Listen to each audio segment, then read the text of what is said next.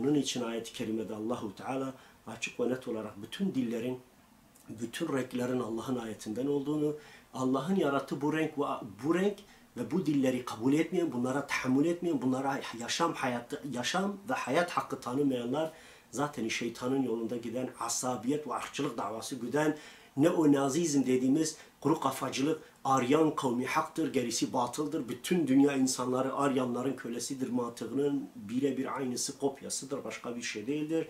Nitekim başka bir ayet-i kerimede Allahu Teala bütün insanların, özellikle mümin olan insanların birbirlerinin kardeşleri olduklarını, renklerinin, dillerinin, örflerinin, adetlerinin, kültürlerinin farklı olması bile Allah'ın bir lütfu olduğunu, amaç ve gayenin onların kaynaşma ve kardeşlik temelleri üzerine bir şey inşa etmek olduğunu söylüyor. İnnemel müminune ihvetun diyor. Muhakkak ki istisnasız bütün müminler kardeştirler. Fe aslihu beyne ahaveykum. Ve kardeşlerinizin arasını bulun. Bugün Türkiye'de birileri Müslüman Kürt halkıyla Müslüman Kürt halkıyla Türk halkını karşı karşıya getirmek, ırkçılık ve asabiyet üzerinden bu insanları birbirine düşman etmek, birbirlerine düşürmek istiyor.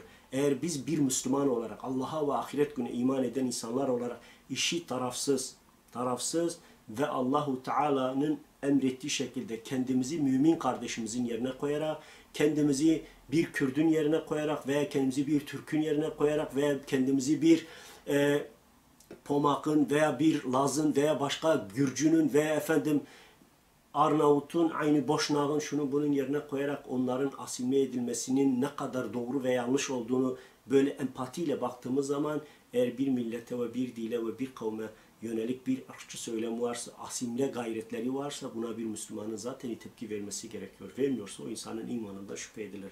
Çünkü burada ne diyor? İnnemel müminune ihvetun diyor. Bütün müminler kardeştir. Peki kardeş nasıl bir kardeşlik? Kardeş kendisi için istediğini kardeşi için ister. Ben Kürdüm, Kürtçe konuşmak istiyorum. Çocuklarımın da Kürtçe öğrenmesini istiyorum. Onların çocuklarının da Kürtçe konuşmasını istiyorum. Onların çocuklarının da Kürtçe konuşmasını istiyorum. Ve benim neslimin asimile edilmemesini istiyorum. Aynı keza bir Türk'ün de böyle, bir Boşnak'ın da öyle. Bugün Uygur dediğimiz Doğu Türkistan mazlum Müslümanlarının durumu da böyle. Kim olursa olsun kimsenin hiçbir dili, hiçbir milleti, hiçbir kavmi, hiçbir topluluğu asimile etmeye, onları özlerinden koparmaya, onlardan korkup onları bir an önce yok etmeye çalışalım gibi bir zihniyetle hareket etmez. Yani Türksen övün diyen bir zihniyet kesinlikle ırkçı bir zihniyettir. Eğer Kürtsen kendini onlardan üstün görüyorsan bu da ırkçı bir zihniyet. Birilerinin zoruna da gitse hakikat ve gerçek budur. Birileri bunu kabul etmese de, buna karşıca çıksa, burası Türkiye'dir, herkes Türktür söylemini söylese de bu zulümdür, istibdattır ve zorbalıktır. Başka bir şey değildir. Ben Kürtsem sen beni Türkleştiremezsin. Sen bunu yaptığında ve ben sana boyun eğdiğimde ben dilsiz bir şeytan oluyorum. Allah'a isyan eden, masiyet üzerine hareket eden bir günahkar oluyorum. Sen de bunu yapmakla şeytanın Adem Aleyhisselam'ın karşısında Allahu Teala'ya sen beni ateşten yarattın, onu ise kirli topraktan yarattın. Ateş topraktan üstündür. Ben ondan üstün olduğum için ona saygı duymuyorum demeye getiriyorsun ki sen de o zaman şeytanın çizgisinde ve yolunda gidiyorsun. Onun için kardeşlerim buna çok dikkat etmek lazım. Çünkü ayet-i kerimede فَأَصْلِحُوا بَيْنَ أَخَوَيْكُمْ kardeşlerinizin arasını bulun ve takkullah Allah'tan korkun لَعَلَّكُمْ تُرْحَمُونَ mutlaka eğer Allah'tan korkar, hak ve hukuka riayet ederseniz Allah'ın rahmeti ve bereketi üzerinizde olur. Hucurat Suresi 10. ayet-i kerimede. Bir de Nebi Aleyhisselatü Vesselam çok güzel bir hadisi var. Aslında mümin bir Kürdün, mümin bir Türk'ün, Müslüman bir Gürcü'nün, Müslüman bir Laz'ın veya başka bir milletten olan Müslüman bir topluluğun kendisi dışındaki dilleri konuşan kardeşlerine, Müslüman İslam dairesinde olan kardeşlerine karşı sevgisinin, muhabbetinin, hak ve hukuk riayetiyle alakalı çok sağlam güzel bir hadis. Bu hadis Bukhari'de, 7'de, Müslim'de, 71-72'de, Tirmizi Kıyam 59'da, Nesai İman 19-33'te, İbn-i Mecah Mukaddime 9'da bunu böyle diyor. Ne diyor? La yu'minu ahaddukum. Sizden bir kimse mümin değildir. Hatta yuhibbu li ahihi ma yuhibbu li nefsihi. Kendi nefsi için istediğini mümin kardeşi için istemediği müddetçe o gerçek anlamda mümin değil. Ya Allah rızası için ben size sorayım. Bir zamanlar 1986-87'lerde ben çocuktum. Belki 10-11 yaşlarındaydım. İyi hatırlıyorum. O dönemde özel televizyonlar yoktu. Star gibi, şumbun gibi yok. Sadece TRT vardı. TRT 1, 2, 3 öyle bir şey vardı. Orada sürekli Bulgaristan ve Yunanistan'da mazlum Türklere yapılan asimilasyon anlatılıyordu. Ve burada ajitasyon, ailelerinden koparılan, dilleri zorla ellerinden alınan, mülteci kamplarda Yunanlaştırılan, Bulgarlaştırılan çocuklardan zorla dayatılan dilden, İslam'dan koparmadan bahsedip ajitasyon yapıyorlardı. Ve insanlarımız televizyonun önünde gözyaşları akıtıyorlardı ama çok garip. Aynı haksızlık ve zulüm ve zorbalık da Doğu ve Güneydoğu'da Kürtlere yapıyordu. Onların da dilleri yasaktı. Köylerin isimleri Türkçeleştirilmiş.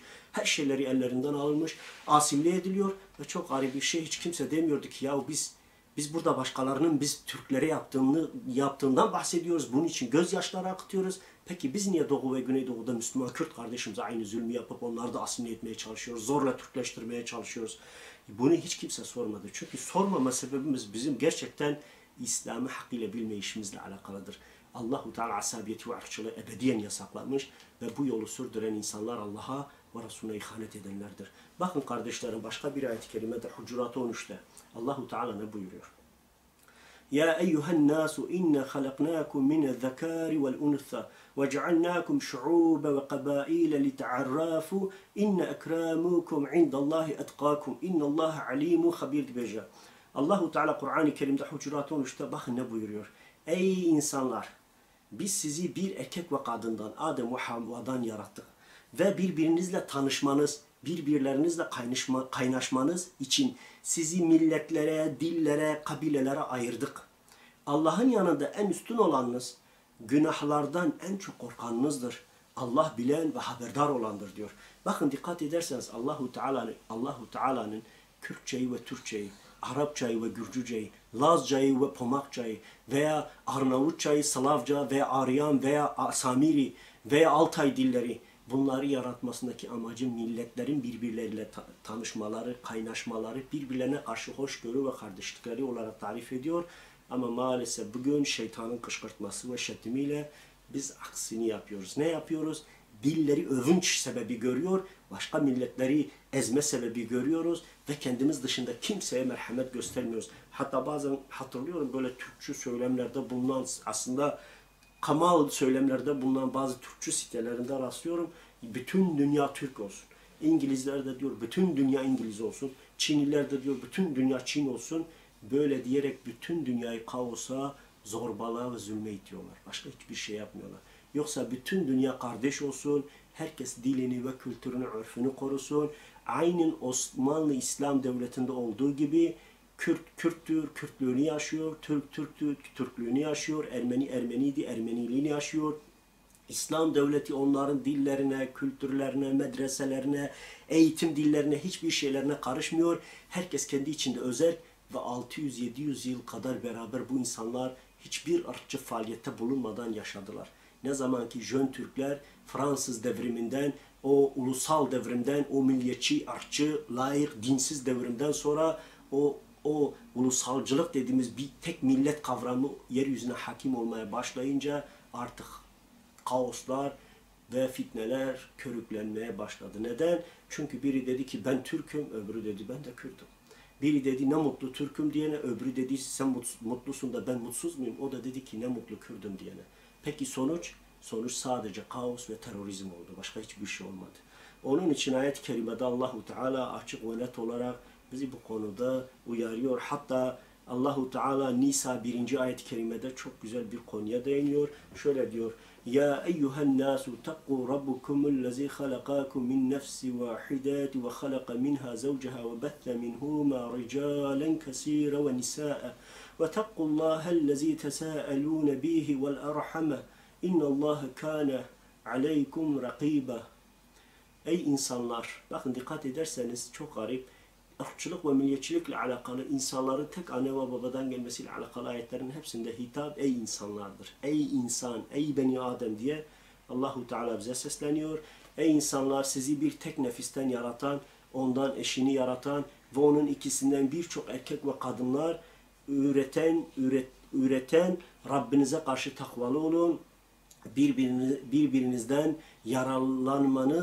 yararlanasınız diye akrabalık bağını kurun Allah'a karşı takvalı olun. Kuşkusuz Allah sizi gözetleyendir diyerek Allahu Teala Nisa 1'de Müslümanları merhametli, hoşgörülü, kardeş. Bugün Kürtle Türk iç içe girmiş, akrabalık bağları var. Benim bugün eşim Türktür, başka kardeşimizin Kürttür. Veya yani böyle bir iç içe girmiş, iki millet neredeyse birleşmiş Kürt ve Türk dünyada beraber zikredilirken hala bu ülkede birileri Kürtleri asimile etmeye çalışıyorsa, Kürtçeyi yok etmeye çalışıyorsa, Kürtlerin haklarını ve hukuklarına riayet etmiyorsa, o zaman dış güçler diyoruz ya, dış mihraklar, bugün NATO'dur, Amerika'dır, Rusya'dır, Çin'dir ve başka fitne peşinde koşanların her zaman kaşıyacak bir ülkede yarası varsa orayı sürekli deşer, kaşırlar ve bizi kışkırtırlar.